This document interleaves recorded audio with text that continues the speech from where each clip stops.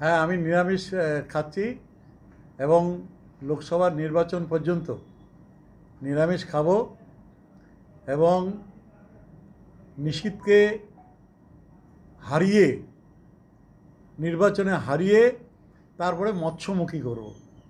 তার আগে আমিষ আমি খাবো না। এটি কোন ঠাকুরের কাছে ব্রত রেখেছেন? আমি ব্রত মানে আমি নিজেই এটা এই সিদ্ধান্ত নিয়েছি। মানে পণ রেখেছেন? হ্যাঁ, পণ রেখেছি। এমনিতেও আমি 96 থেকে আমি নিরামিষ খাই এবং লঙ্কা জল রাত্রে ভিজিয়ে রেখে সকালবেলা খাই। আর বেশ কিছু দিন যে এখন এই সময়টা গরম হয়, প্রত্যেকটা নির্বাচনের সময় গরম হয়, আর সকালবেলা পান্তা ভাত খেয়েই আমি সকালবেলাটা বেরোই। আর এবার এই নিরামিষের সাথে সাথে ওইটাই পণ করেছি যে নিশীথকে হারানোর পরে তারপরে আমি মৎস্যমুখী করবো, তার আগে আর নয়। যদি ফলাফল অন্যরকম হয় নিশীথের পক্ষে? কোনো রকম হবে না, এবার একদম কোনো রকম হবে না। ওর হার নিশ্চিত, শুধু এখন সময়ের অপেক্ষা। এইরকম একটা পণ করলেন কেন? হারাবই ওকে এবার।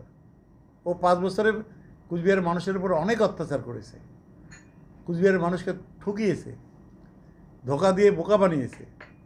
সুতরাং ওকে এবার হারাবই আমরা সবাই মিলে। সারা কুচবিহারবাসী এখন অপেক্ষা করে রয়েছে শুধু সময়ের জন্য, যে কখন রেজাল্টটা হয়, কখন ভোটটা হয়। আপনার এই পণের কথা কি দল জানে? আপনি দল জানে না, এটা আমার ব্যক্তিগত ব্যাপার, আজ তো ক্যান্ডিডেট ব্যক্তিগত সিদ্ধান্ত। ক্যান্ডিডেট আসলো মদনমোহন মন্দিরে, আপনিও ছিলেন। যে আজকে উনি বলেছেন আর কি, যতদিন না উনি নিশীথ প্রামাণিককে লোকসভা নির্বাচন হারাতে পারছেন তার আগে তিনি আমিষ খাবার গ্রহণ করবেন না। নিশীথ প্রামাণিককে হারিয়েই তারপরে তিনি আমিষ খাবার গ্রহণ করবেন। পাশাপাশি তিনি কটাক্ষ করেছেন যে বিজেপি নেতারা যেহেতু গোচনা খাওয়ার অভ্যাস আছে তারা গোবর জল খাক। এই বিষয়টা নিয়ে কী বলবেন? দেখুন, উনি দিবা স্বপ্ন দেখছেন, তো স্বপ্ন তো সবাই দেখতে পারে। এবার আপনারাই দেখাবেন আগামী দিনে কি হতে চলেছে। উনি তো একজন মন্ত্রী ছিলেন, আমাদের রাজ্য সরকারের আন্ডারে উনি একজন মন্ত্রী ছিলেন। ওনার অস্তিত্বটা দেখুন আগে। মন্ত্রীর থেকে আস্তে আস্তে বিধায়ক থেকে ওনাকে সরে যেতে হলো, কারণ জনগণ তৃণমূলকে প্রত্যাখ্যান করে বিজেপিকে জয়ী করেছে। তারপর মানে রাজনৈতিক স্বার্থে নিজের স্বার্থ চরিতার্থ করার জন্য ওনাকে দেখেছেন কাউন্সিলরে দাঁড়াতে। এখন উনি কাউন্সিলরে দাঁড়িয়ে তৃণমূল নামক চোর দলটার থেকে উনি পৌরপতি হয়েছেন।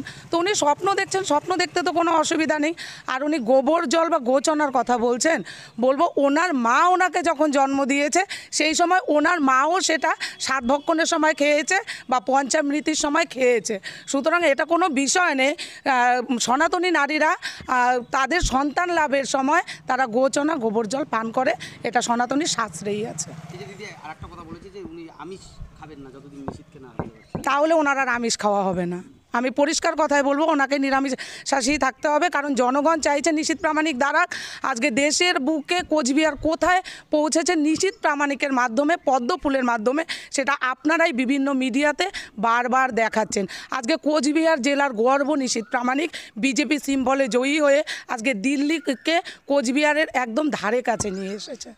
MG Memorial School is a day English medium co-educational school with day boarding and creche facility. It has a beautiful building, classrooms with natural lights, spacious playground with sandpits, splash pool and dormitories, homely tasty food for day boarders and creche. The school offers all subjects in English. Vernacular is must according to their mother tongue Hindi or Bengali. Our motto, where learning begins, aims planting the seed of knowledge. We believe for good leaders of tomorrow, we need good schooling today. Near Jilla Parishad, Coach Bihar.